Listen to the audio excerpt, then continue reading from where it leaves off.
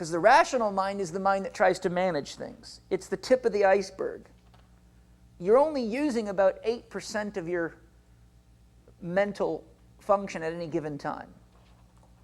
92% of your consciousness is subconsciousness, which means 92% of who you really are is buried under the water. Okay?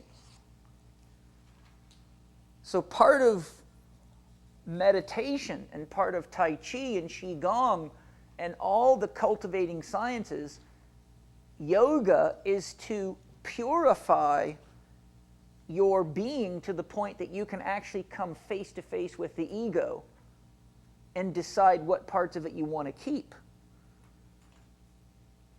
Enlightenment literally means I'm willing to accept life as it is and take responsibility for myself. Enlightenment means you put light into the ego, and where you put light, it removes the shadow. But you have to be willing to become enlightened to remove the shadow. And let me tell you why that's so important. The shadow is something that served you at one time but no longer serves you. And if 92% of the decision-making process in your being is being made at a subconscious level, the more shadow you have, the more you're making decisions from the past, because the shadow is created each time something traumatic happens, something scary happens, or you feel out of control. Whenever you feel out of control, then a shadow being is created to try to take things over for you. Okay?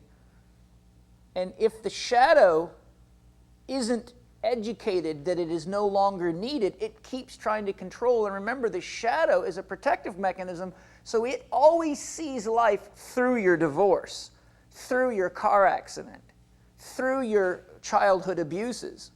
So that shadow is actually making decisions constantly as though you were still being abused as a child, as though you were still in debt, as though you were still in a painful relationship.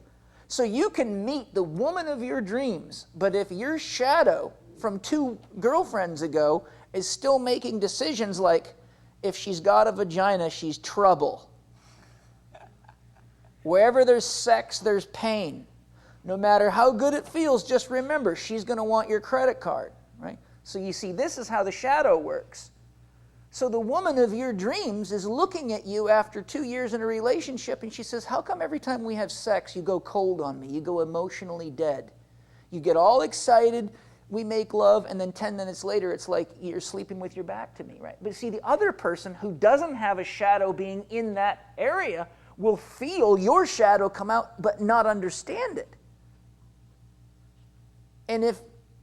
And often we attract people to us to expose our shadow. Wherever we're weak, we attract someone who's strong. And wherever we're strong, we attract people that are weak. See, my strength, my gift to you, is I can help you look at your shadow. But the only way I can do that is because I've put myself through a lot of this. And lots of other things. So I know how to not only go after a shadow, but I know what they look like and I know what they act like. There's a name for them, patience. And I've had them for 23 years. And behind pain is always a shadow.